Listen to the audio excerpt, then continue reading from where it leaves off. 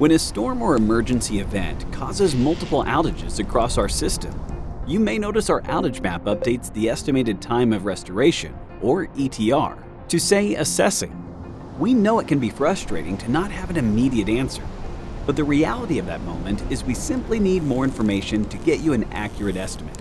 During this time, and wherever possible, Unitil will begin surveying the damage.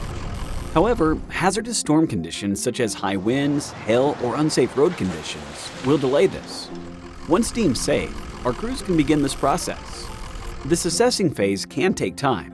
We analyze our system to figure out what needs to be repaired, the complexity of that repair, and which repair to address first, so we can strategically prioritize restorations in an efficient manner. Once the assessing phase is complete, we are able to provide a clear estimate of when power should be restored, and ETRs are then added to the outage map.